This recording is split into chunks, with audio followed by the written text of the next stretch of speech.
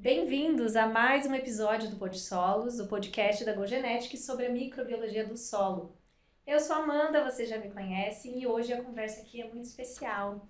O nosso convidado veio do Japão, está aqui especialmente para gravar com a gente, para falar com a gente. E de lá ele traz o que ele anda estudando e descobrindo sobre o solo. E agora que esse trabalho também começa a chegar no Brasil, né, Matheus? Nosso convidado é o Matheus Gomes. Ele é engenheiro agrônomo e doutor em agronomia, com mais de 7 anos dedicados a uma só coisa: entender o biochar e o que ele faz com a vida no solo. A formação dele é da Universidade de Brasília, no Laboratório de Matéria Orgânica do Solo, onde trabalhou o biochar de lodo de esgoto e de sistemas de produção agrícola. Bem-vindo, Matheus! Gente, muito obrigado por me receber, para mim é um prazer estar aqui. Então vamos lá, Matheus. Vamos começar a nossa conversa. A gente tem muito assunto Sim. que vem do Japão, que vai para a Lua, que vai para o espaço Temos mesmo. e que vai para Pro solo. o solo, né? Para o interior do solo. Primeiro eu quero que você conte um pouquinho aí da tua história, da tua formação e como é que você foi parar no Japão.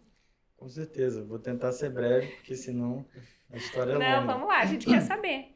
Bom, então eu me formei em engenheiro agrônomo na Universidade de Brasília, estudando biochar. Acho que a gente vai falar sobre o biochar. Já vamos entender o que é, Para quem né? não sabe, Para quem não né? sabe, se é de comer, de passar no pão, o que é. Não é chá. Que não... já já adianta, falo não que é não chá. é chá. Tá bom. E comecei estudando biochar na graduação, me apaixonei imediatamente, né? E solos também, ciência do solo sempre foi uma paixão para mim. Mas lá atrás eu sinto que a parte da microbiologia não era muito explorada, assim, ou pelo menos o sequenciamento, estou falando de 2015, né? Uhum. Então o sequenciamento não era uma coisa assim tão difundida, né? Tão fácil. Então eu fui mais para a parte de nutrição e química do solo, tentando substituir os fertilizantes químicos pelo biochar, 100%, né? E aí depois, já no mestrado, surgiu uma oportunidade de fazer uma bolsa no Japão, que era com metagenoma, para estudar o metagenoma. E na época eu não fazia ideia do que era, né? Assim, ainda não sei se sei 100% o que é. Eu acho que um pouco você já sabe. Um pouquinho talvez, mas na época eu fiquei fascinado assim, pela possibilidade de se estudar micro-organismos sem ter que cultivar, né?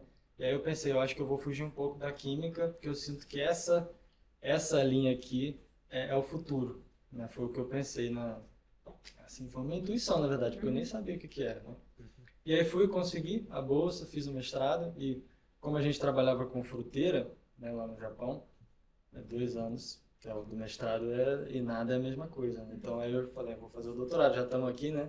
Consegui a bolsa para o doutorado também e aí fechei os meus 5 anos e meio, 6 anos ali de mestrado e doutorado no Japão com biochar. Então eu levei o biochar para lá, quer dizer, levei a ideia do biochar, né? Lá eles têm mais casca de arroz, bambu, são outros resíduos. Uma das minhas, não exigências, né, mas pedidos ao meu orientador foi: podemos trabalhar com biochar, por favor, fazer essas técnicas, né, de metagenoma aplicadas ao biochar. E ele foi super solícito e assim, abraçou essa ideia. Não tinha trabalhado com biochar nunca. E aí a gente meio que juntou forças ali do biochar com a parte de metagenoma e cá estou. Muito bem. Então, acho que para a gente começar toda a conversa, acho que vamos começar com o conceito. Né? Explica para os leigos aqui, réis mortais, como eu, não técnica, né? Sou jornalista tentando entender o que é microbiologia do solo. Me explica o que é o biochar. Carvão você conhece? Carvão conheço. Então, o carvão é bem parecido com carvão, com várias diferenças. É bem parecido e não tem nada a ver. O processo de produção é parecido, né? Quer dizer, tem vários jeitos de fazer carvão, né? Inclusive eu já vi vídeo na internet do pessoal fazendo com lata de alumínio, de coisa. Dá para fazer de vários jeitos, né? Então, processo de produção do carvão, ponto. Carvão vegetal a gente usa geralmente para quê, né? Para churrasco. Churrasco, é isso que eu ia dizer. Ó, sobre carvão, o que eu entendo é churrasco, mas vamos lá. Churrasco, indústria siderúrgica, né? Tem bastante. O biochar, ele de uma forma similar também aliás, biochar vem de biocharcoal, que a gente pode falar biocarvão também, a mesma coisa, né? Aportuguesando, é a mesma coisa. É que a gente comumente usa biochar, só que às vezes parece que é chá, né? Biochar. Parece. Então, biocarvão talvez seja mais fácil de entender. A diferença, acho que a grande diferença é, primeiro, que a biomassa, as biomassas que a gente usa, a gente pode usar diversas biomassas, não só madeira, eucalipto, como é no caso ali da indústria siderúrgica ou né, do churrasco. A gente pode usar, por exemplo, casca de arroz, próprio lodo de esgoto, né, pirolizado, que esse processo de pirólise é o que quando a gente converte uma biomassa, né, para o biochar, ou para o carvão, mas vamos chamar de biocarvão. O que é a pirólise, né? A queima sem oxigênio, ou com uma quantidade limitada de oxigênio. Hoje em dia a gente já está usando esse termo um pouquinho mais flexível, uma quantidade limitada de oxigênio. Assim, em termos bem simples, o biochar é isso, biomassa pirolizada com uso... Aquecida. Assim, aí entre 200 e 800, 900 graus, mais ou menos, né? É claro que tem um tempo de residência, tem máquinas, tem escala industrial ou tem uma escala artesanal, né? Assim, varia demais, né? E é basicamente isso. O que difere também, chave, né, do carvão para o biocarvão, é a destinação. Então, a gente usa para fins ambientais, para fins agrícolas, né? E não para fins de churrasco. Então... Entendi. Então, esse processo não leva a gente para o churrasco. É antes disso, né? Antes daquela carne chegar, ela precisou de um alimento que era agrícola, então ele vem um pouquinho antes da cadeia alimentar. Bom ponto. E como pelo seu comentário no início, deu a entender que você levou a ideia do biochar lá para o Japão. Como que chegou até você essa ideia? Porque eu me formei em agronomia em 2021 e não tinha escutado falar sobre o conceito do biochar nem sobre o produto. Eu escutei muito algo parecido, que é a terra preta de índio, por conta de uma alta carga de matéria orgânica, principalmente, que se assemelha muito, né? Aí você pode até explicar um pouquinho como que os dois se parecem, né? Em questão de matéria orgânica e biologia. Mas queria entender como que chegou isso para você aqui no Brasil há 6, 7 anos atrás, como quando era algo mais que novidade ainda, né? Acho que foi em 2014 que eu ouvi falar pela primeira vez. Eu queria mandar um abraço aqui para o meu ex-orientador, professor Cícero, que foi o grande professor que teve essa ideia de pirolizar o lodo de esgoto, né? Porque a CAESB, que é a empresa de esgoto lá de Brasília, né? De tratamento de água, eles estavam com problema de acúmulo de lodo. Não tem o que fazer com aquele lodo, fica em pátio de secagem e aquilo tem contaminante, né? Vai contaminando o solo, né? Assim, depois porque não tem destinação, não pode mais. Depois de 2006, uma resolução lá do CONAMA, não se pode mais aplicar lodo de esgoto na agricultura. Antes podia, né? Aí a CAESB, com esse problema, foi até o NBA e falou, olha, estou com esse problema, você tem alguma solução? Aí ele quebrou a cabeça e achou que uns chineses estavam fazendo isso, pirolizando o lodo de esgoto deles. E falou, olha, tá aí uma ideia. E aí demorou ainda uns 3, 4 anos para conseguir, primeiro, um lodo, assim, a forma de pirolizar, primeiro. Segundo, no caso do lodo de esgoto, tem vários problemas. O contaminante é um problema grande. Todo mundo... Vão ter várias críticas aqui, com certeza, de gente falando que eu estou contaminando o solo, que a minha pesquisa não vai dar em nada, só que a gente fez uma grande seleção dos locais de tratamento de água. Então, por exemplo, o que a gente viu? Se é uma área de tratamento de água perto de um hospital, perto de uma indústria, você pode pirolizar, cara, 300, 500, 600 graus, que continua com contaminante. Mas se for um lugar mais urbano, né, a gente pirolizou a 300 graus, por exemplo, zero contaminante, assim, abaixo do que né, seguro. Então, foi assim que eu descobri, e aí ele não tinha feito o primeiro ano de experimento aplicando o biochar ainda, né? Então, quando eu cheguei, acho que o meu ano foi o primeiro ou segundo ano do meu TCC, então eu tive assim, a oportunidade de fazer o biochar, né, assim, de botar a mão no lodo, literalmente, com luva, claro, com EPI, e pirolizar o material da forma artesanal que a gente tinha lá, assim, super de pesquisa mesmo, assim, de pioneiro naquilo. E hoje esse experimento ainda existe. Esse experimento está no 8º ano. Eles aplicaram 3 anos seguidos e viram resultado, aí pararam de aplicar. Então, no 8º ano de efeito residual ainda desse biochar, com a produtividade assim, caindo, só que ainda equiparável ao NPK, sem aplicar nenhum tipo de fertilizante, né? E aí, só um adendo, né? A gente fez a metagenoma desse solo 7 anos depois da aplicação, 5 anos depois da última aplicação, e a gente achou umas coisas extraordinárias, assim, tipo assim, fungos e bactérias solubilizadores de fosfato, assim, nas alturas, né? Porque o biochar de lodo de esgoto tem bastante fósforo, só que de forma orgânica, né? Então, assim, a gente conseguiu explicar o mecanismo que ele não estava conseguindo explicar, assim, por que ainda está produzindo, se a química está igual, né? Se tem menos potássio, na verdade, né? Então, esse paper até foi publicado, acho que uns 3 anos atrás. E você comentou anteriormente que esse primeiro trabalho foi em milho, isso? Foi no milho, exatamente. A gente teve ali, a ideia desse trabalho era substituir 100% do NPK, né? 100% pelo lodo. Só que no meu TCC a gente descobriu que ele é pobre em potássio. Por quê? Porque o potássio é bem solúvel, então quando seca o lodo, vai junto o potássio. Nitrogênio alto, fósforo alto, maravilhoso. Agora a gente precisa incrementar o potássio. Aí eles até criaram, depois, quando eu já estava no Japão, um biofertilizante, um organomineral, né? Fertilizante organomineral, com lodo incrementado com potássio. Acho que não saiu ainda, acho que está para sair, mas veio desse trabalho longo do professor Cícero. Que legal. Eu quero ainda voltar nessa questão da comparação da terra preta de Índia. Sim. Conta um pouco disso pra gente. Muito legal essa história, digamos assim, né? Que é uma história verdadeira, de fato. Então, Cultural, né? cultural, primeiro que é importante dizer que é nossa, né, do nosso país. Então, no Japão, eles também têm um históricozinho lá de pirolizar, biomassa, mas nem se compara com o que os povos nativos fizeram aqui, assim, foi incrível. Então, o que é a terra preta de Índio? É um dos poucos solos antropogênicos do mundo. O que é antropogênico? Né? Que foi criado pelo homem, literalmente criado mesmo. Então, acho que, não sei se vocês sabem disso, mas os solos da Amazônia, né, são naturalmente inférteis. Sim. Né? São pobres quimicamente. Parece meio contra-intuitivo, né? Mas é porque aí tem bastante matéria orgânica, tem muita atividade ali, microbiana, mas quimicamente eles são muito pobres.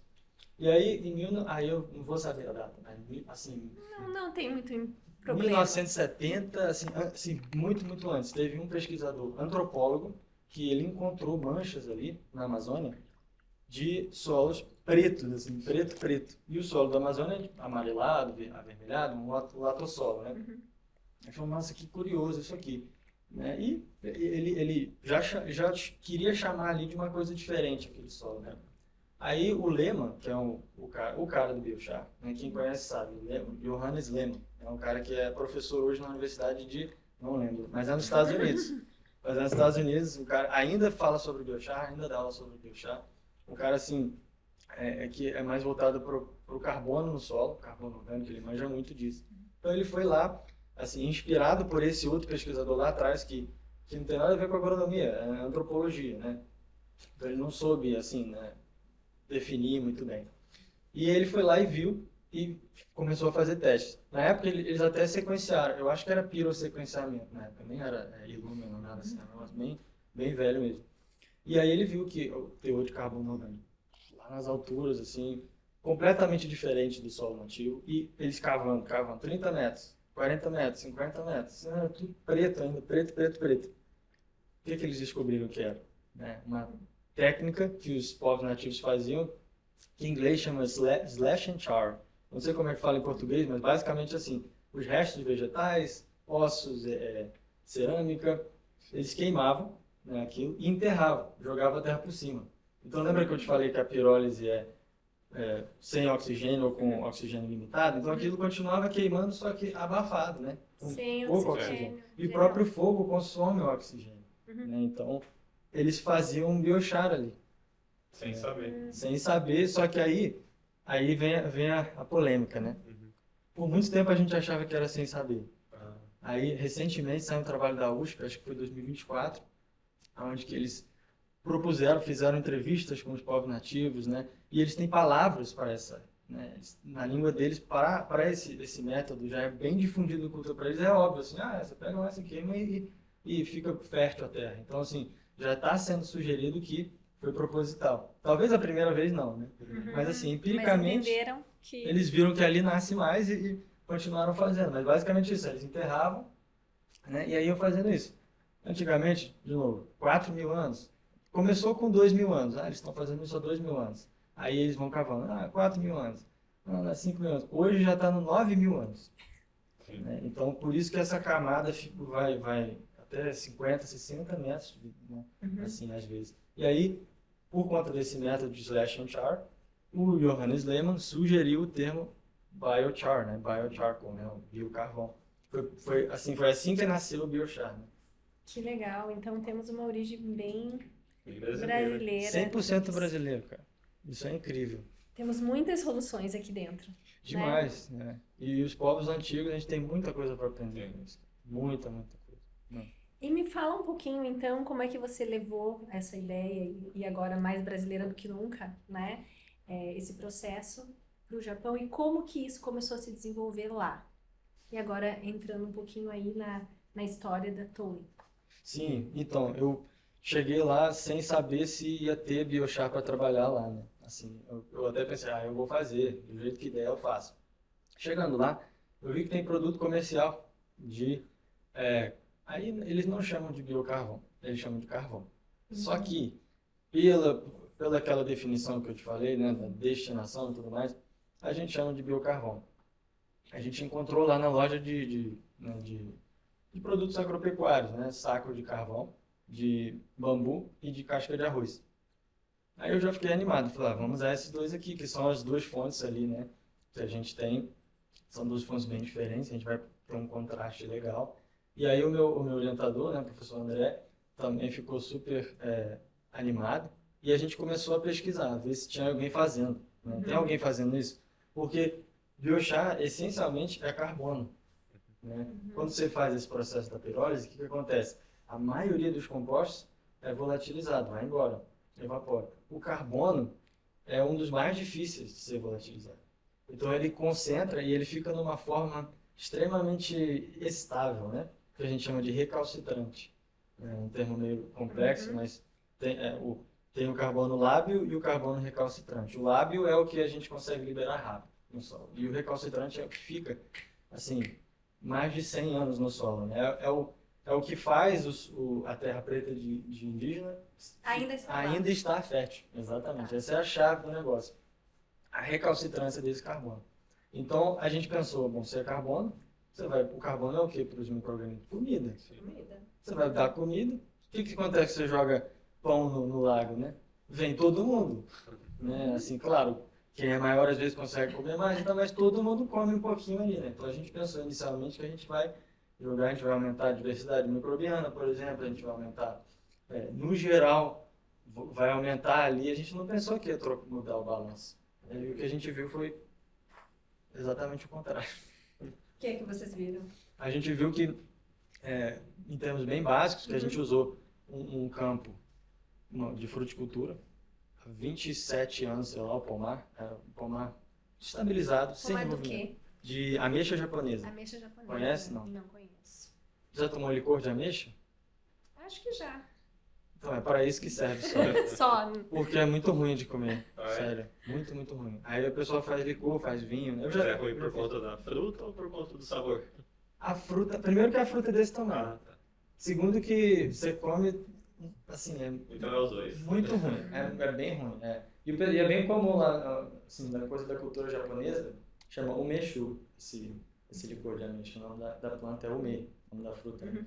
É muito comum você ver no supermercado na época da colheita, eles já vendem um kitzinho para você fazer seu próprio vinho ou licor, né, com bastante açúcar. Eu já tentei fazer, eu botei menos açúcar, porque eu não gosto muito doce. Ficou horrível. Ficou um ano lá fermentando, ficou muito ruim. Mas enfim, o campo de umê, e aí, assim, qual que é a grande questão? Completamente estável, então ninguém estava mexendo naquele solo há, cara, décadas, né? Pelo menos 2 décadas. Inclusive a gente também não mexeu, a gente aplicou só por cima. Então o que a gente pensou? Tá um lugar que ninguém mexe, tá estável, assim, não tem, assim, tá do mesmo jeito há anos. Se a gente aplicar e mudar aqui, imagina num contexto de grãos, né, tropical, grãos e tal, com certeza a gente consegue tirar alguma coisa dali. E foi mais ou menos isso que a gente viu. O que a gente viu, né, assim, de forma bem resumida?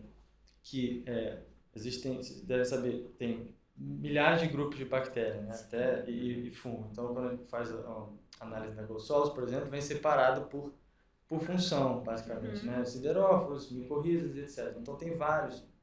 E tem um grupo específico de bactérias que chama bactérias degradadoras de compostos complexos. Né? O que são os compostos complexos? lignina, que é o tronco da árvore, né, é feito de lignina. É extremamente difícil de se ver, demora muito tempo para degradar isso. Então, tem um grupo específico de micro-organismos especializado em degradar esse composto. Eles são mais poderosos, assim, digamos assim. O que mais? Ácidos graxos, né, ácidos graxos, não sei como é que fala, também é extremamente difícil, né, são cadeias longas, lipídios, compostos aromáticos, né, não sei se vocês... Anéis aromáticos, que são muito difíceis de ser degradados assim normalmente, aumentaram quando a gente adicionou o biochar. Né? Isso só o metagenoma poderia ter dito pra gente, porque não tem como a gente culturar esses micro-organismos, são muito, assim, vários a gente nem conhece. Eu acho que eu até estava falando com o Bruno, né? Ele estava falando do 1%, né, do 10%. Ainda hoje você pega a análise de metagenoma, hoje eu acho que está bem avançado, né? Quantos por cento ali está não classificado, né? Tem muita coisa ainda para se descobrir mesmo. Às vezes 40, 50, né? Assim. Então, o que a gente viu foi isso, né? Foi um aumento principalmente desses micro-organismos. E no lado do fungo teve um grupo, Mortierella micota, Mortierella, não sei se você conhece. Já viu? Tá crescendo bastante aqui na agricultura.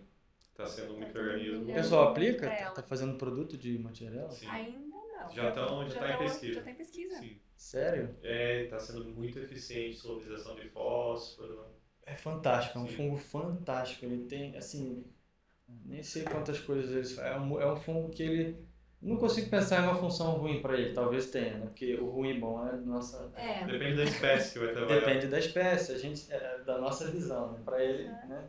Então a gente viu um aumento, assim, de... Acho que 25% a mais, assim, eu não lembro de cabeça. De Mortierella? De Mortierella. Acho que era Mortierella micota, né? Então era o grupo mais abrangente, eu não sei as espécies. E Mortierella é um micro-organismo que a gente encontra bem comum. Bem comum. Em mata nativa, Exatamente. em solo agrícola, só que até então não era trabalhado até começar a entender que em solos com nível de Mortierella um pouco mais alto, a gente tinha uma qualidade de planta diferente, tanto em estrutura de planta e sanidade também.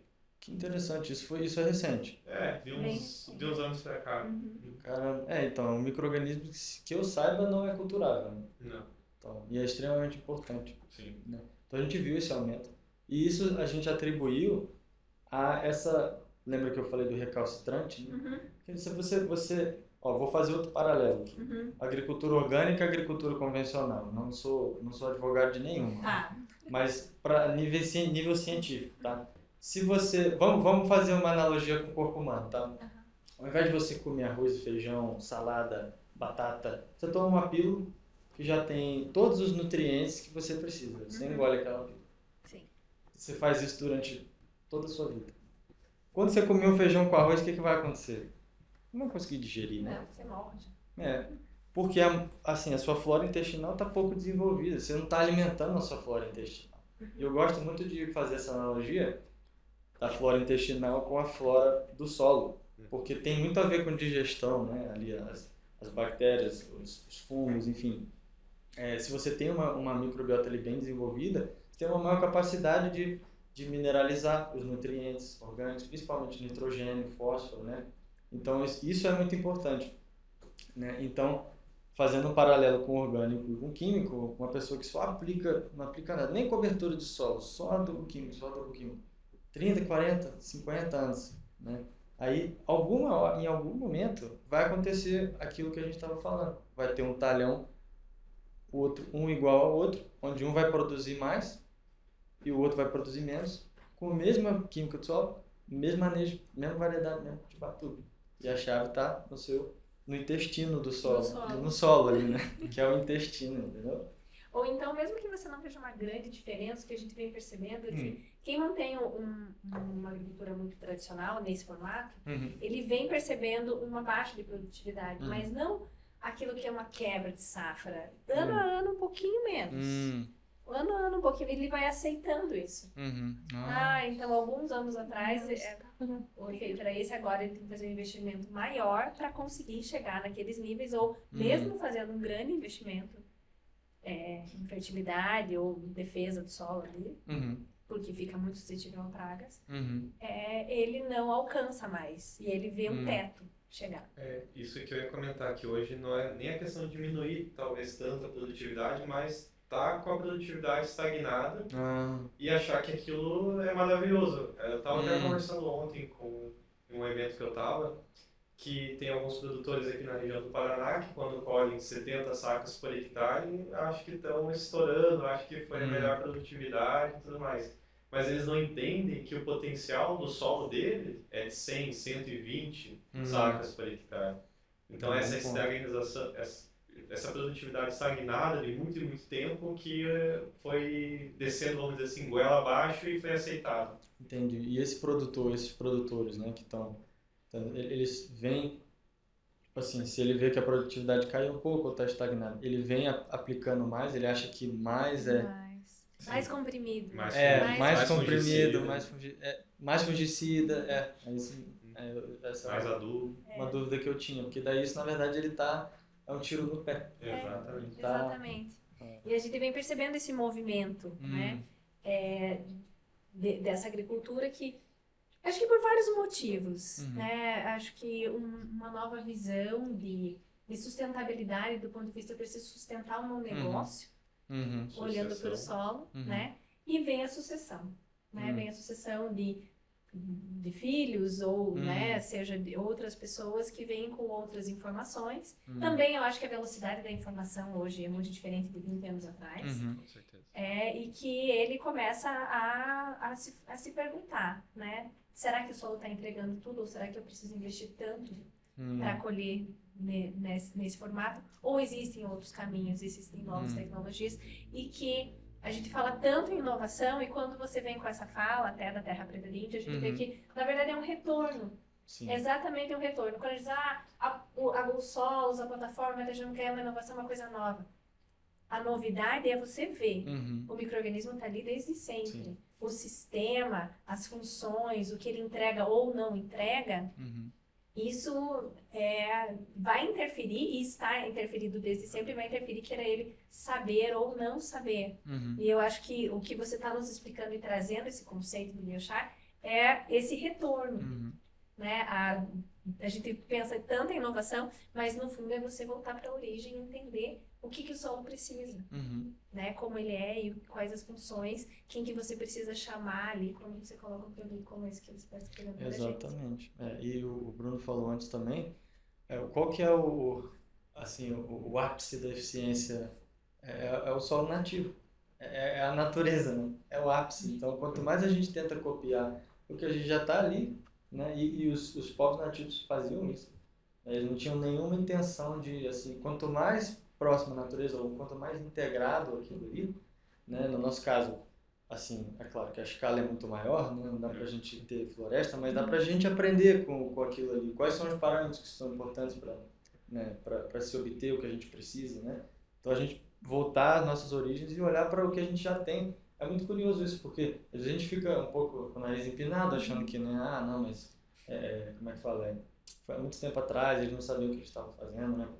Mas é justamente o contrário. Às vezes é uma questão da gente olhar, adaptar, né? Ver como a gente pode usar, aumentar a escala, isso, mas assim, obter inspiração, né? Com certeza. Né? Tem um termo que eu gosto muito que é ciência cidadã, né? Que é justamente isso. As pessoas que já estão fazendo há muito tempo não têm essas ferramentas, né? Porque se você pensar 9.000 anos atrás não tinha, mas eles tinham solos mais férteis que o nosso. Então, quem que está errado no fim das contas?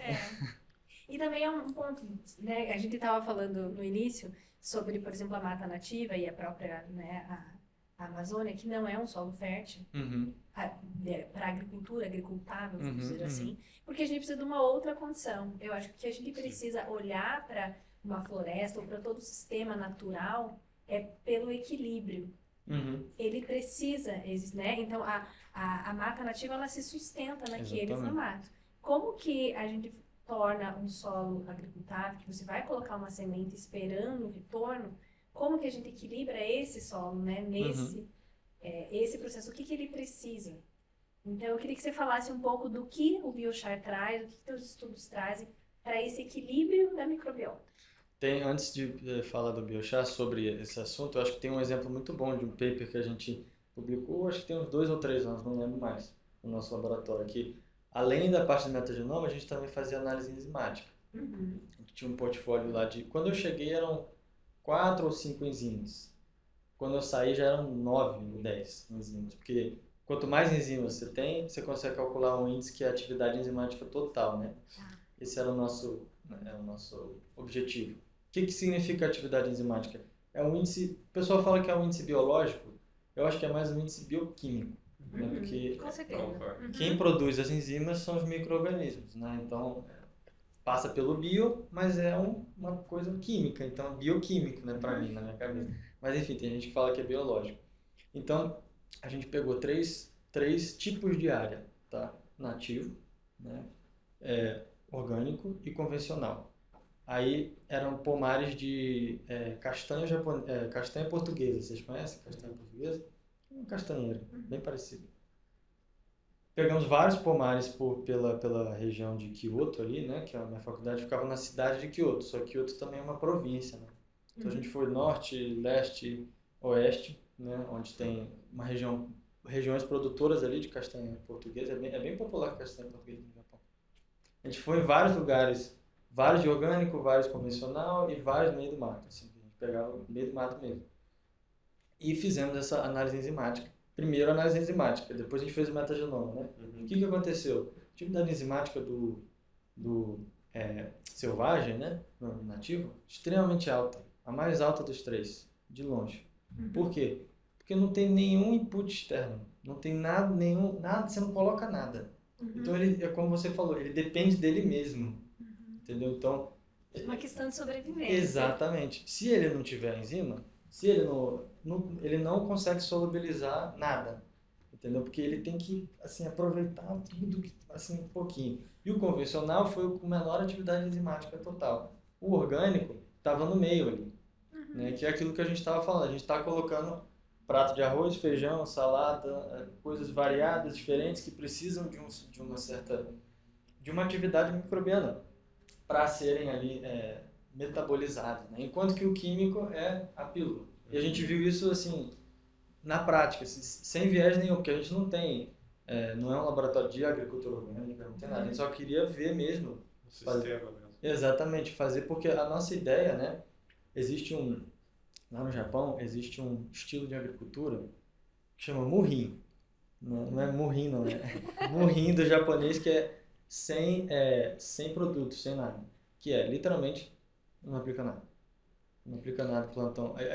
assim, é como se fosse uma agrofloresta. Eles plantam árvore, plantam chá, plantam algumas coisas diferentes. E aquilo ali se alimenta, né?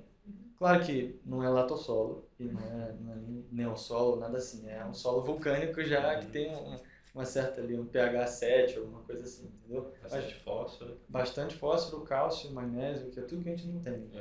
Então, claro, tem esse contexto, mas o conceito é bem interessante, é bem exatamente isso que eu falei. É para você dar ali um pouco de... fazer o sistema sofrer, trabalhar um pouco, entendeu? Não mimar muito ali o seu... Não dá tudo pronto. Exatamente, né? Você que tem filho já deve saber melhor disso, né? Você Sim. não pode ficar dando tudo que seu filho quer, senão ele vai, né? Não vai entender o que é a escassez, não vai buscar, não vai ir atrás, né? De uma forma, fazendo um paralelo, o solo é mais ou menos isso. E aí o metagenoma que a gente viu, maior diversidade microbiana, análise funcional, que a gente faz a predição de função, né? Funções metabólicas. Funções metabólicas extremamente... Vocês já viram o heatmap? Sim, a gente é assim que fala em português também, né? Tá. O heatmap, né? Então a gente usa vermelho e azul. Aí a gente botou aqui o selvagem, orgânico e o convencional. Aí tudo vermelho, assim, aqui no selvagem. O orgânico estava intermediário e o convencional estava mais azul. Ou seja, mais atividade metabólica ali, assim, o solo completamente material. A folha cai, já tem que metabolizar aquela folha, transformar em nutriente. Assim, uma atividade completamente muito mais exacerbada. E isso se traduz em quê? Em eficiência. Então, como que a gente traz isso para a agricultura? Exatamente isso. O que a gente quer é produzir alimento de forma mais eficiente. E outra palavra-chave, resiliência. Dá uma seca, dá uma geada, dá um negócio. O que acontece com a floresta? Né? Não acontece nada. Ah, não, Você ela não já tem, se já. reinventa. Não acontece nada. Agora, a sua lavoura, você vai sofrer. Com certeza, alguma coisa você vai sofrer. Então, acho que resiliência é o que a gente mais pode puxar do selvagem, do sistema natural, né? Uhum. E agora vamos voltar, a gente acabou não entrando diretamente ali na Towing. Fale um pouquinho Verdade. de como que vocês chegaram e Então, o que é. eu vou ser bem aberto aqui, se vocês Claro. me permitem. Quando eu estava no primeiro ano do doutorado, eu falei, o que eu vou fazer na minha vida? Aham. Né? Eu vou voltar para o Brasil, eu vou arranjar um emprego. E aí eu perguntei para várias pessoas, será que eu consigo arranjar um emprego aqui? Será que eu consigo fazer um pós-doutorado? E todo mundo falou que não. Ó, você tem 0,002. Até meu orientador falou isso, tá? Ele falou, olha, eu não conheço ninguém que conseguiu trabalhar aqui. Todo mundo voltou para o Brasil, tentou outra coisa, foi fazer pós-doutorado. Eu não queria fazer pós-doutorado, né? Eu queria ter um pouco mais de estabilidade, né? Parar de ganhar bolsa, né? E aí eu já, no primeiro ano, já meio que no desespero, assim, falei, cara, não é possível que não tem ninguém fazendo nada com biochar aqui no Japão. Aí eu coloquei Japão Biochar, biocarvão Japão. E a primeira empresa que apareceu foi a Toei, né? Na época, eles estavam desenvolvendo o Soratan, que é um tipo de... Aí, assim, eu estou usando bastante esse termo recentemente, que é engenharia microbiológica, né?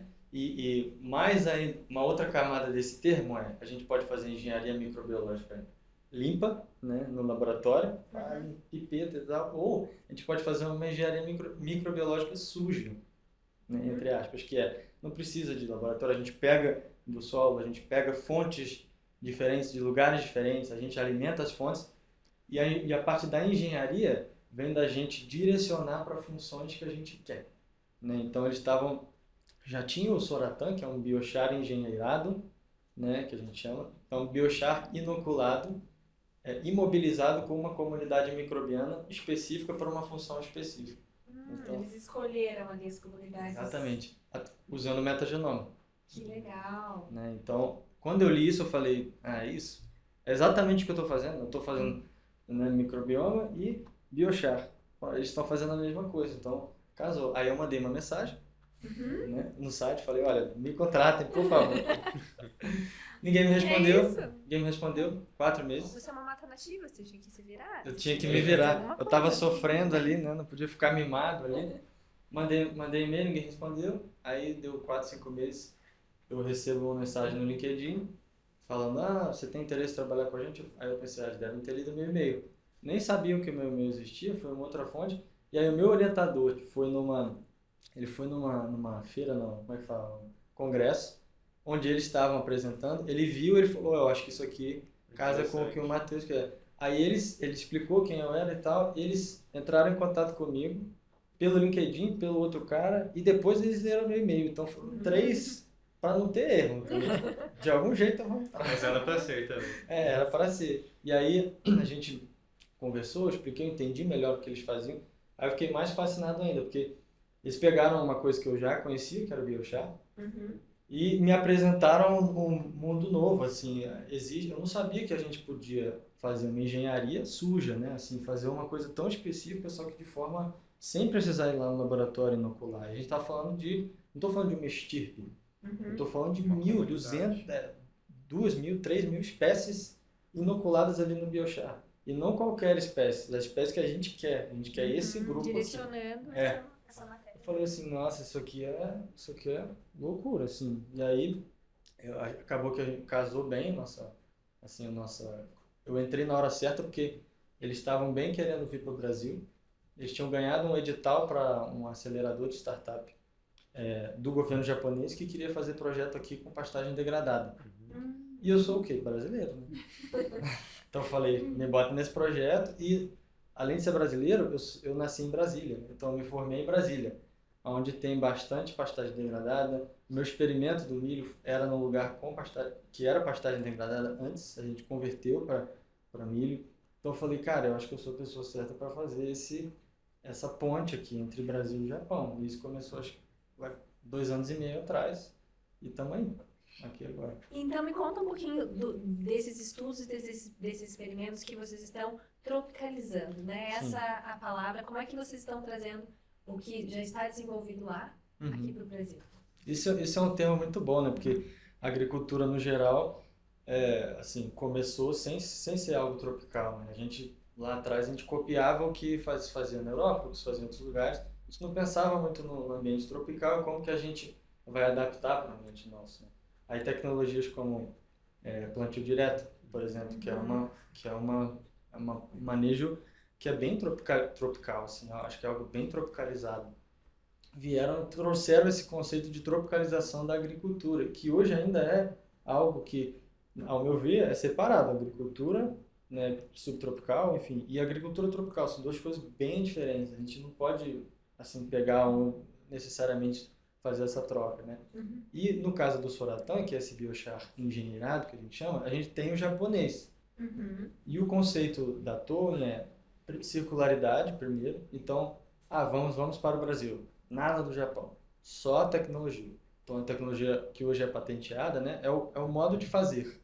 O processo de produção. O processo de produção é mais como se chega ao conceito, né? Isso é patenteado. Então, eu peguei isso e literalmente a gente veio para cá, assim, e fizemos um baita, cara, ali pela região ali de Brasília, do Goiás, de Minas, quais materiais têm os melhores micro-organismos. Na época a gente não conhecia ainda a GoSols, então a gente mandou para outra empresa, nem lembro qual que era, e a gente teve até problema com o sequenciamento. Tivemos que mandar 2, 3 vezes, porque eles não tinham experiência com esse tipo de material, né? Era um sequenciamento de coisa de ser humano, como você estava falando. Então, eles não tinham experiência com solo, com coisa assim, com bastante material orgânico.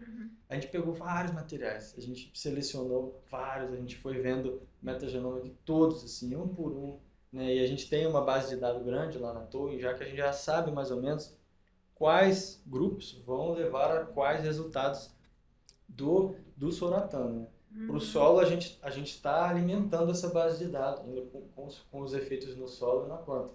Mas para o biochar, a gente já tem isso. Então, produto, sim, a gente foi um caminho onde você quer chegar. Exatamente. Por exemplo, Mozzarella é um que a gente quer. Bacillus é um que a gente quer, por exemplo.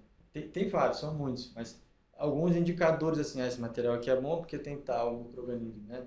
Esse é bom porque tem tal. Aí a gente foi montando ali, fizemos a nossa mágica ali, né? E aí chegamos a uma formulação, né? E essas fontes que vocês vão produzir biochar, elas são variadas? Variadas, variadíssimas. Você falou de casca de arroz, você falou do próprio lodo de esgoto. Então, isso depende do que você está buscando. Você vai buscar uma fonte que seja rica nessas comunidades? Para o biochar, acho que você está falando do biochar, né? Sim. A fonte o que é importante para o biochar são mais as propriedades físicas, né? Porque eu esqueci de falar, né, que a parte legal do biochar para a microbiota é que ele tem microporos. Micro, macro, mesoporos. Mas ele tem microporos, que é onde os micro-organismos fazem sua casinha ali. Literalmente, é um lugar onde eles têm comida, né? Casa, comida e roupa lavada, basicamente. Porque eles estão ali dentro, eles estão protegidos, né? Então, fazendo um paralelo aqui de novo, sem querer criticar nada, não estou querendo comparar nada.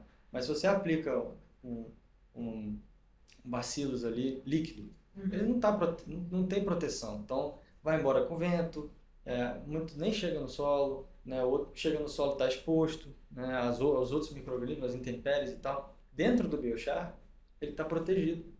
Então, é uma forma mais estável. E uma coisa que eu gosto muito de falar é, se aplica um micro-organismo, né, líquido, aí se aplica um herbicida, ou se aplica um fungicida.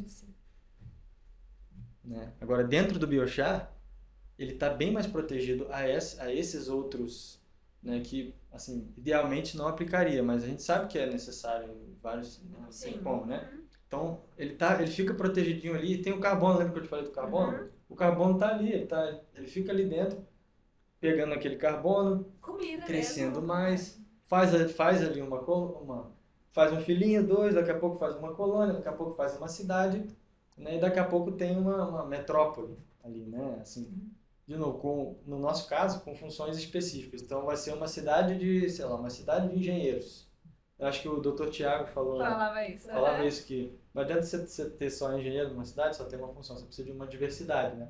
No nosso caso, como a gente está engenheirando com um propósito, a gente quer só uma cidade só disso. O solo está precisando do quê? É que sua cidade está sem engenheiro, vamos botar engenheiro aqui e a gente joga os engenheiros ali, entendeu? Paraquedas ali para ajudar, entendeu? Então é mais ou menos assim. E veja que interessante, né? Porque o Brasil importou uma tecnologia que já foi muito discutida e ainda é bastante discutida na agricultura, que é o TMT. Sim. Que, assim, bem superficialmente é quase a mesma ideia de você buscar em Exatamente. mata nativa. Até então você não conseguia enxergar o que tinha nesses solos de mata nativa, mas a partir desse solo você usar como uma fonte de multiplicação e aplicar na agricultura. Inclusive hoje, muitos clientes nossos, produtores inclusive, eles fazem seleções. Vou mandar um solo de mata nativa, mata atlântica, um solo só de mata de bambu.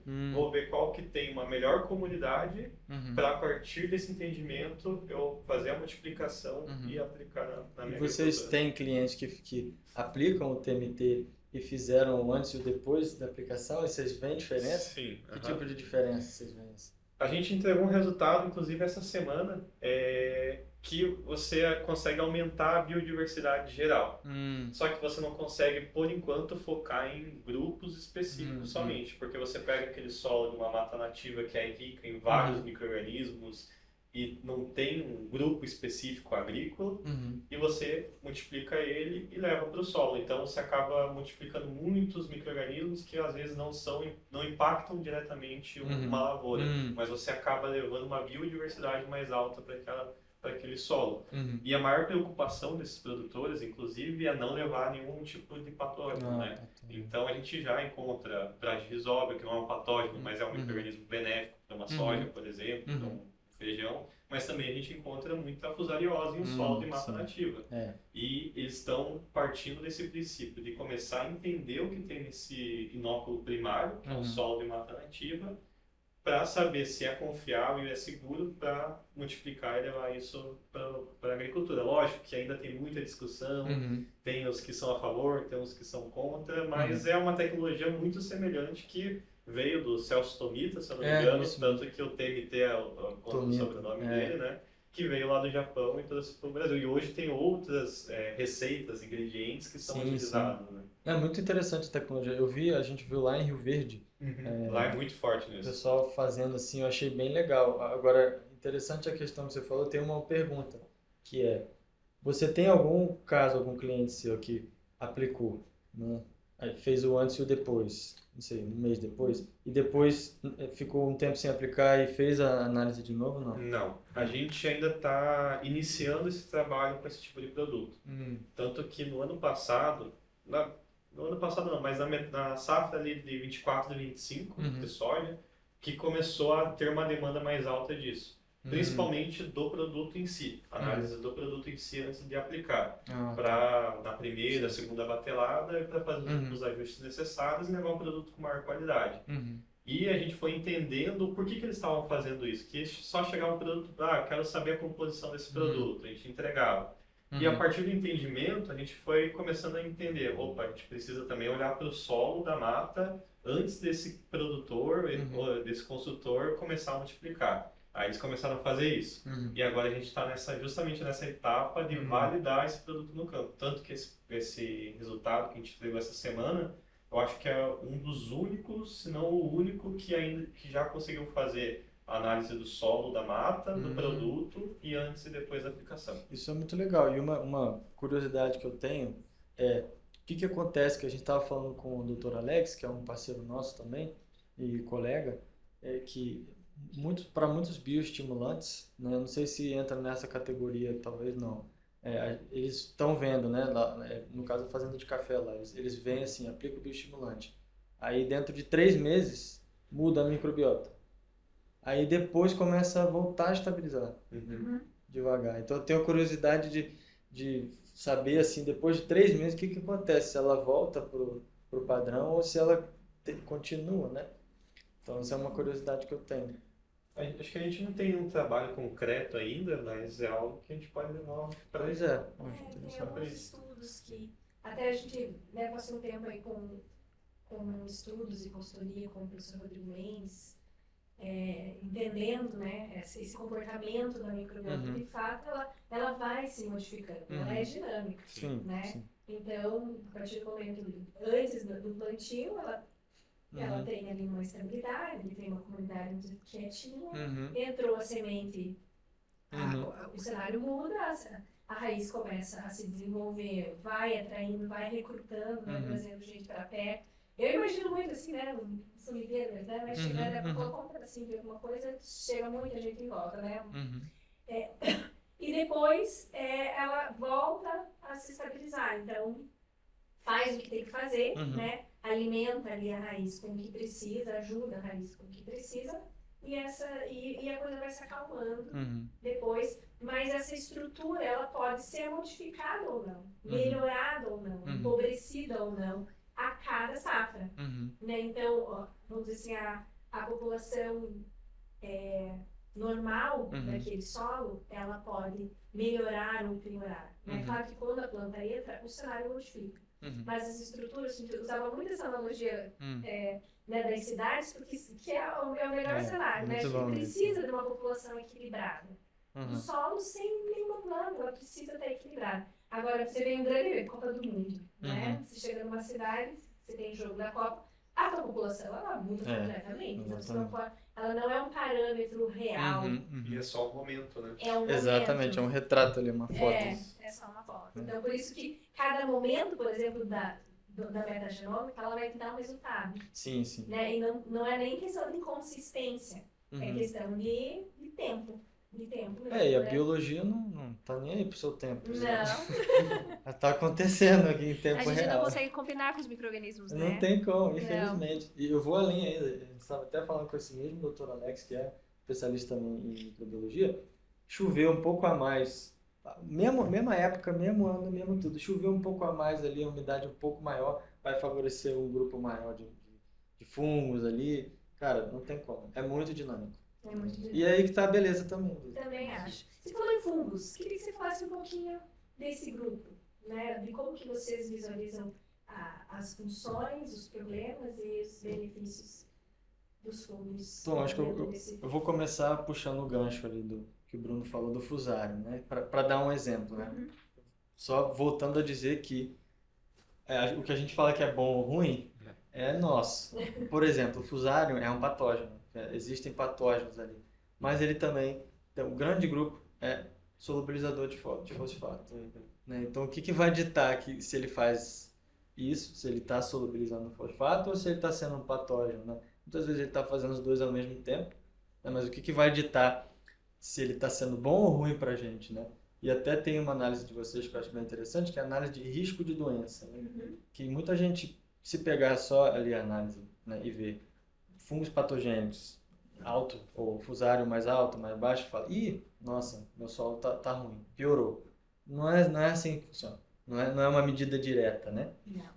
Mas voltando aos fungos, comparado com as bactérias, né? Assim, só para explicar, as bactérias têm uma atividade muito mais rápida no solo, são muito mais dinâmicas, né? Tanto que as enzimas, a maioria das enzimas, quem produz efetivamente são as bactérias. Já os fungos, eles são muito mais sensíveis. Eles demoram muito mais para estabilizar, né? Porque para formar as hifas ali, vão formando as hifas que formam o micélio. Esse processo é um processo demorado. O próprio processo de micorrização, várias espécies, né? As mais comuns, tipo o glomos, que é uma espécie que todo solo vai ter praticamente, são um pouco mais rápidos, né? Mas, assim, comparado com as bactérias, eles são mais devagares. E, né, o revolvimento, o que o revolvimento faz? Quebra a hifa mecanicamente. Então você quebra, imagina o fungo, coitado, né? Ele passa um tempão construindo ali um negócio, cara. E aí vem você, corta ali em 1 segundo, né? Isso é, assim, é ruim para a biodiversidade geral ali, para a microbiodiversidade geral do solo. Se você tem sistemas como o que eu falei, do meu doutorado, que era uma fruteira, que você não mexia em nada, assim, mal pisava em cima ali da fruteira, né? A gente vê uma influência muito maior dos fungos nos processos biológicos, né? A gente vê mudanças muito maiores nos fungos. O exemplo que eu dou de um grupo específico que é os fungos micorrízicos, né? A gente tem vários clássicos, várias essas que eu citei. O glomus é uma espécie que, assim, lá no Japão vende inóculo, assim, né? Você compra um saco de glomus, né? Que ele vem tipo, parece um substrato, assim. Você nem sabe que ele está ali dentro, mas tá cheio ali. Você bota aquilo ali no solo, ele tá cheio, ele já coloniza ali a raiz, pronto. Agora, tem outras espécies, né? Por exemplo, no meu doutorado a gente achou que um dos tratamentos com biochar aumentou uma espécie chamada Acaulóspora, né? Acaulóspora, os nomes são difíceis, né? E aí eu fui pesquisar, o que é isso? Porque assim, foi um momento assim que eu falei, ué, que estranho, né? Esse tratamento aqui tá com esse... Eu nunca ouvi falar desse micorriza, né? Isso acontece porque tem tantos nomes, né? Aí eu fui pesquisar. É um fungo que é uma micorriza que, comparado com as outras, para eles formar uma hifa, né, assim, esporular, né, assim, estabilizar ali dentro do sistema da rizosfera, ele demora o triplo de tempo de um glomus, que é o normal que a gente está acostumado. Aí eu falei, tá, o que isso quer dizer? Assim, legal. Primeiro, se a gente tivesse revolvido, ia ter cortado. Segundo, que ela é muito mais longa. Então, em termos de resiliência, sustentabilidade e, principal, aquisição de fósforo, ela é bem mais... Ela vai lá longe pegar o fósforo que está lá, não sei, porque o fósforo, ele não mexe dentro do solo. Onde você botou, ele fica. Então, a gente depende desse meio de transporte dessa cidade. Exatamente. Ela vai lá buscar para você, cara. E você está cortando, você está assim, tirando ela com o revolvimento.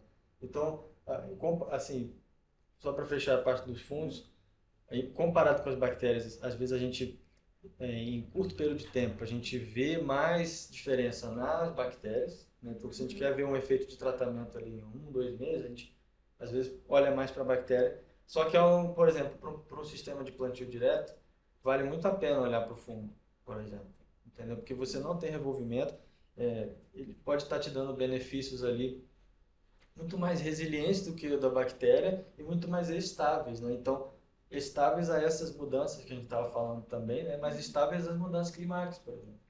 Né? Então, a importância do fungo, eu acho que está aí. Ótimo.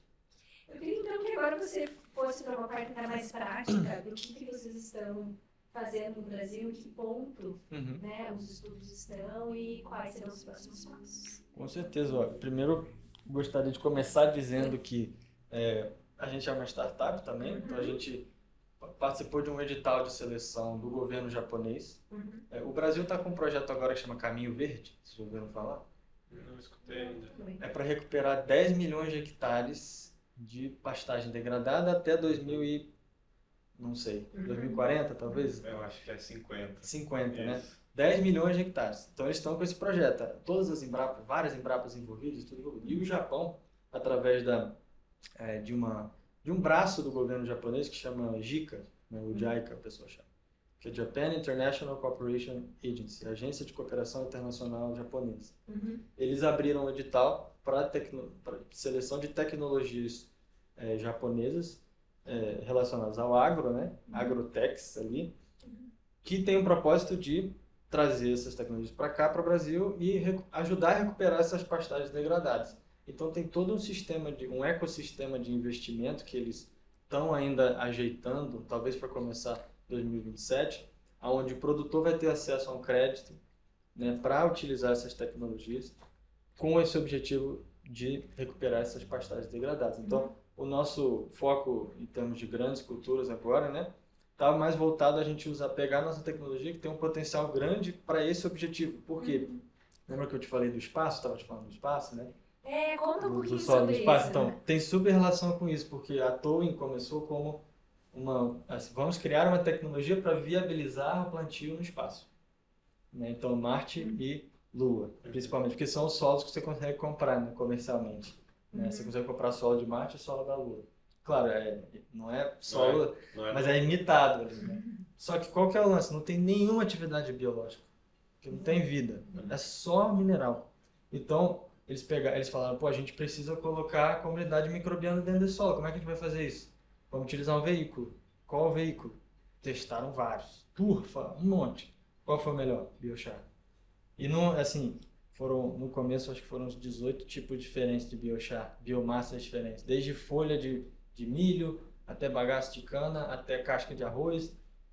Foram testando a compatibilidade ali do tamanho dos poros, né? Até aí para entrar o micro-organismo ali. E aí foram testando diferentes fontes, quais são os melhores até chegar a um ideal ali que é mais relacionado ao ciclo do nitrogênio, que é o mais dependente ali na microbiota.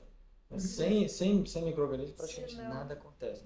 Então, eles pegaram o biochar como veículo para uma comunidade microbiana que serve como assim, seu solo não tem nada, seu solo é o solo de Marte, vamos colocar e vamos ver se a gente planta uma batata doce aqui. Entendeu? Começou assim. E a batata doce nasceu.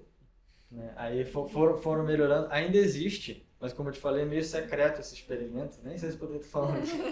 Mas eu acho que posso falar o básico. A gente não vai fazer nada para Marte. E ainda existe, agora com a atmosfera controlada, né? Assim, deu uma evoluída, né? Poucas pessoas na empresa têm acesso a esses dados, é com a NASA japonesa, que eu nem sei o nome. Mas enfim, começou com esse propósito. Aí eles pensaram, mas e se a gente, né? Botar mais o pé no chão aqui e pensar no nosso contexto aqui, né? E aí começou como uma forma do produtor convencional, né? Então o cara, aquele caso que ele falou, 30 anos tomando a pílula, né? 30 anos convencional. Aí ele viu que teve um boom de orgânico. Falou, poxa, agora eu quero virar orgânico. Parou o convencional, de um dia para o outro.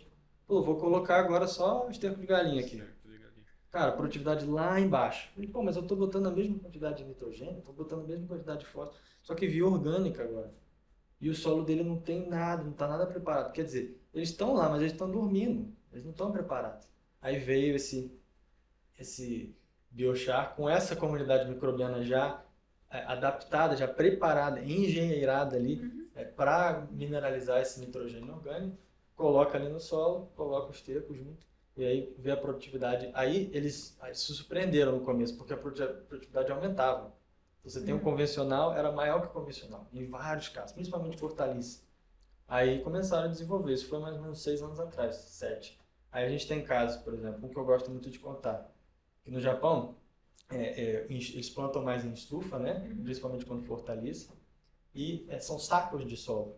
Então ele pega um sacão de 60 litros de solo, ele bota o solo lá dentro e planta pimentão. Sim. E cada pimentão é um saco de solo dentro da estufa.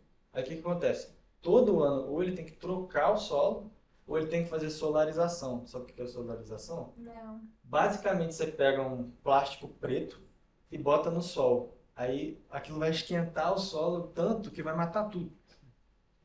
Aí você dá um reset assim no solo, em termos de microbiota, né? Aí a gente tem caso lá onde a gente tem só esse biochar inoculado sem solo nenhum. É só o biochar com os micro-organismos. O mesmo saco, com o mesmo biochar há 7 anos, sem precisar trocar. O que acontece? Depois de um ano, começa a dar doença, principalmente fusariose, risoctônia, doença ali de solo, que não tem como controlar. Agora, com o Soratan, né, que é esse biochar, estamos há 7 anos sem trocar. A gente só aplica adubo. E o pimentão tá uma maravilha, é docinho. O pessoal fala no Japão, né? A gente tem uma vendinha lá na frente da nossa fazenda, que é self-service, né? Você bota o dinheiro, você pega o saquinho de pimentão e você leva. O pessoal fala bem do pimentão. Eu gostei também. Que bom. E aí isso tudo tá vindo pro Brasil. Aí a gente está no desafio agora, né? A gente já conseguiu tropicalizar, né? Conseguimos já uma formulação, usando bastante a metagenol. O curioso que o nosso Soratan brasileiro, ele dá de 10 assim, em vários, no tailandês, nos Estados Unidos, em termos de microbiota, a gente tem assim, micro-organismos de muito boa qualidade, material de muito boa qualidade. A gente está pensando agora em como escalar isso, né? Porque lá no Japão já estamos em escala industrial. Então, a gente já atende mais de 700 produtores ao longo do país inteiro. A gente tem planta de biochar, a gente faz a mistura do material já. Só que nos outros países é um pouco inviável a gente ficar tendo planta de pirólise e fazendo biochar em cada país que a gente vai. Então a gente está atualmente procurando escalar, buscando qual modelo de negócio que é melhor para a gente escalar, se é melhor a gente fazer parceria com o produtor de biochar, ou alguém que misture o adubo, né? Alguma dessas empresas que faz NPK, alguma coisa assim. Mas enquanto isso a gente está num P&D intenso. Assim. A gente está fazendo pesquisa intensa e principalmente com esse projeto que eu citei da JICA, né, da JICA, para a pastagem degradada, porque realmente a gente viu um efeito ano passado, ainda não saiu publicamente, mas a gente viu, a gente ficou surpreso, né, com o efeito assim, do ano passado, uma área degradadíssima lá que a gente tinha. E a gente vai continuar monitorando, vamos continuar vendo. Só que é aquilo que eu te falei, né? Pesquisa não dá para eu te falar, uma vez deu assim, lindo esse resultado aqui. Não, a gente tem que fazer duas, tem que fazer três. E eu acho que justamente onde vai pegar, assim, onde vai ter, é o dia que tiver uma seca, o dia que tiver uma geada, o dia que tiver, sabe? Deus me livre, eu não quero que aconteça, tá? Mas o dia que acontecer, eu acho que é onde a gente vai ver a diferença maior. E o valor, eu acho que está aí. A gente já vê resultados assim com o Eric, por exemplo, que ele tem um solo resiliente, que ele trabalha com dados da propriedade dele, biológico, químico e físico, trabalha com bastante esterco de gado, se eu não me engano, que ele produz na própria fazenda, faz um trabalho com esse esterco. E tem até o pessoal em volta dele comenta às vezes que dá uma seca, todo mundo baixa a produtividade e ele continua com a mesma produtividade ou até acima. Então, por quê? Porque o solo dele já está preparado para aquela condição. Esse é um produtor muito legal da região do Rio Verde. Ele muito vídeo. Qual que é o nome dele? Eric Vanderbroek, da Fazenda Tropical. Tá. Ele é referência, uma referência. Eu sei quem é esse produtor. E aí a gente fez um trabalho nas áreas dele quando teve as queimadas. Ele foi atingido pelas queimadas. Caramba. E a gente fez análise ali na área que foi queimada e áreas próximas que o fogo não chegou. E ele teve uma produtividade ótima. Caraca. Inclusive melhor na área que foi queimada. Mas porque o solo dele estava muito resiliente. Então ele só aproveitou. Claro, o fogo foi rápido, né? Eles conseguiram conter muito rapidamente, isso tem uma diferença. Mas ele conseguiu uma alta produtividade naquela safra e é prova de que não adianta fazer na hora que o fogo pega. Exatamente. Você tem que fazer um trabalho anterior a isso e aí você fica tranquilo quando qualquer. Exatamente. Quando isso acontece. Existe um termo, né? Primeiro acho que a palavra-chave é resiliência e um termo que eu gosto muito que é, eu esqueci agora, benefício, como é que é? Não calculáveis, não preditíveis, alguma coisa assim em português, que são aqueles benefícios que você não consegue ver agora. Mas o fato de você estar fazendo isso aqui hoje, a hora que der acho que é preventivo, eu não vou lembrar o nome, algo assim, que você está se prevenindo, entendeu? Então, às vezes é mais caro fazer, tá, mas aí o dia que tiver, dá mais trabalho, é mais caro. Aí o dia que tiver, você não vai perder. E aí, no fim desse ciclo, a conta fecha bem, assim, para você. É isso que as pessoas... Não é esse imediatismo, né? É uma coisa que vai... E a agricultura não é imediata, né? E no ano que vem você quer produzir novamente. Exatamente. Eu acho que essa visão é muito E bacana. é algo igual a saúde humana, igual você já... Exatamente, comparou, ótimo né? paralelo. Que o meu avô falava, a paciência é a maior ciência. Ele dizia isso. É justamente isso, a gente tem que ter uma certa paciência e alimentar o solo, né? Não alimentar a planta, a gente está acostumado a alimentar a planta, né? Assim, ficar, toma, tanto de nitrogênio, toma, tanto de toma. Só que assim, o tanto de perda que a gente está tendo, né? O tanto de, nada fica no solo ali. E o solo vai continuar ali, a planta não. Ano que vem o solo vai estar ali para sempre, praticamente. Agora a planta você vai cortar, vai botar outra, vai botar outra. É isso que a gente tem que mudar essa chavinha, eu acho, ainda. Assim. Muito bom. E até aproveitando esse gancho de a gente estar acostumado a alimentar a planta, né? Eu acredito que quando você saiu do Brasil, o biológico em si, na agricultura, era algo muito início. Talvez o Bradyrhizome já era comum, o azospirilo já era comum. E de lá para cá, nesses 6, 7 anos que você estava no Japão, isso se tornou algo crescente no mercado brasileiro. E eu queria até ter essa visão sua, que você dá para ver até pelo brilho dos seus olhos quando você fala de vida no solo. O que você acha dessa transição que a gente está passando hoje na agricultura envolvendo o biológico? Talvez até aproveitando uma visão sua do outro lado do mundo, que tem outras visões da agricultura, de biologia de solo, de saúde do solo. Há uns 2 anos atrás eu fui visitar o IF Goiano lá em Rio Verde, né? E a gente visitou algumas propriedades lá onde eles têm biofábricas, né, e tudo mais.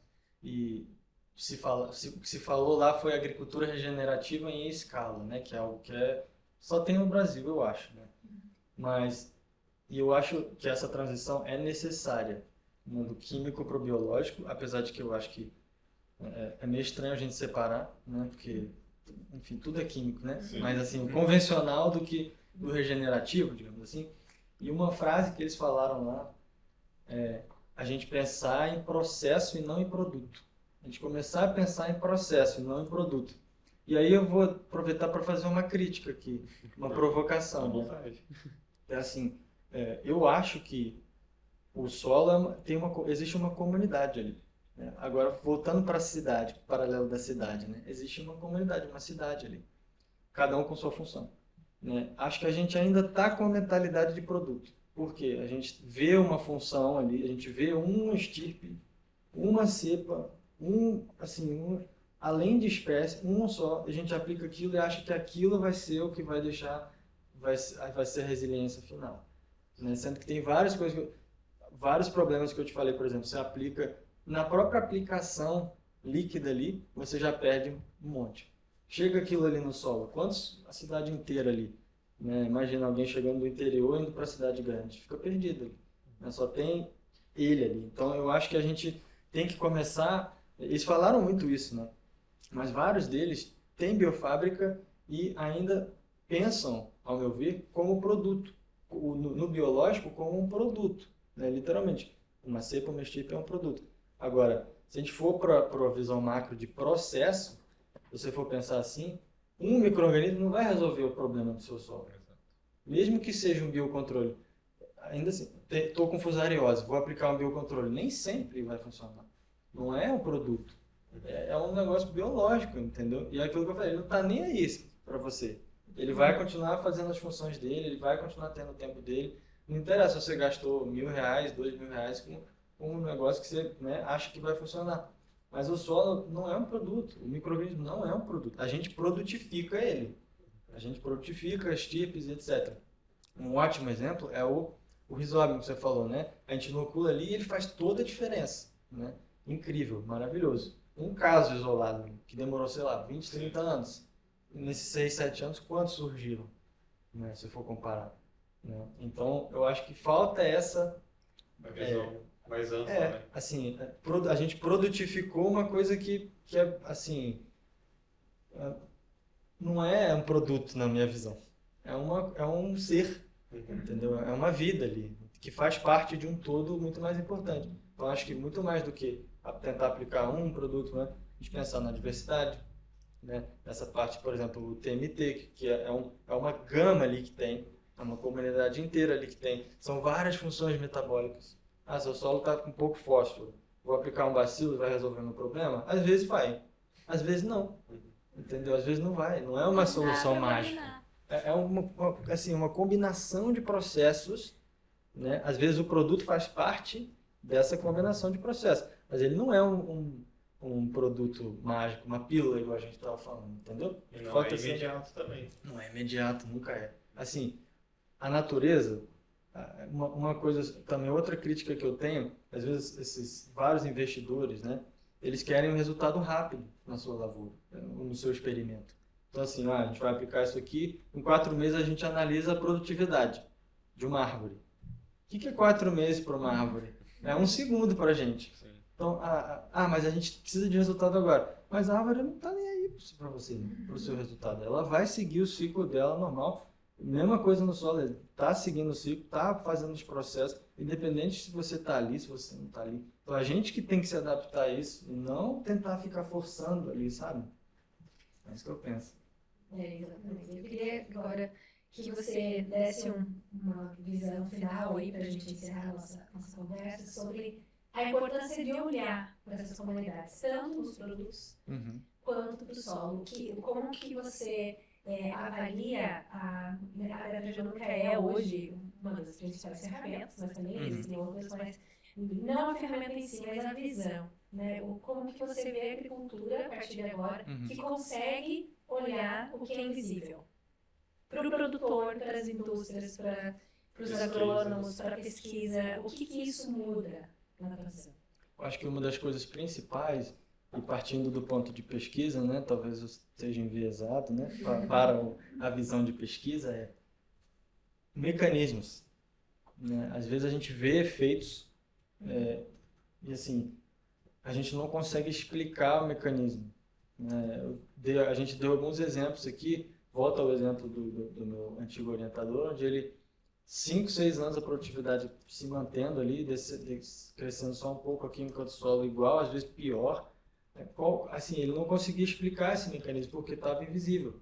Então a gente pegou uma técnica, né, que é como se fosse um óculos assim, onde a gente expandiu a visão e falou, olha, é legal esse efeito, é importante a gente observar o efeito. Mas se a gente conseguir explicar através dessa lente, né, que é uma ferramenta, nem sempre é a solução, não existe solução mágica, né? Mas é uma coisa que vale se tentar, né? E aí se a gente conseguir enxergar por essa lente, às vezes isso aqui vai dar a explicação para o efeito que a gente está vendo. E qual que é a importância disso? Replicar isso. O que a gente fez que levou a isso, né? E replicar esse processo. Então, explicar o mecanismo é importante nesse sentido prático da coisa, não só explicar por explicar, né? Por que isso aconteceu? Por causa disso. Poxa, legal. Vamos pegar isso aqui então e vamos replicar para isso. Eu acho que a beleza da ferramenta, né? Acho que o valor da ferramenta está mais nisso. Às vezes parece muito complexo, né? Acho que tem muita gente que deve falar isso para vocês, que não deve entender, que deve olhar e deve falar, pô, isso aqui é só para cientista, é só para doutorado. Antigamente era, né? Era só para projetos de doutorado, esse negócio. Mas hoje em dia, eu acho que o produtor tem toda a capacidade de assim, ler, principalmente se for o da GoSolos, né, aquele relatório, eu acho super assim, empírico, digamos assim, né, e entender que cada micro-organismo tem uma função, o que você faz vai mudar, né, e cabe a você manejar, né, de uma forma benéfica para você, entendeu? Então acho que essa que é a beleza. Muito legal, é isso. Tem mais alguma coisa, Matheus, que você queira falar? Acho que eu falei pra caramba, me empolguei aqui, eu falei bastante. Não, ótimo. Se tiver alguma mensagem final, fique à vontade. Acho que eu vou terminar falando que a paciência é a maior ciência. Vou deixar esse recado. Muito bem. Muito obrigada. Obrigada pela visita, por estar aqui conosco. Contem com a GoSolos, com a GoGenetic aí, enquanto uma parceira de ciência e de tecnologia para os projetos. E estamos sempre de portas abertas. Muito obrigado, agradeço. Obrigado. Obrigada a todos aí pela audiência. Até o próximo. Até a próxima.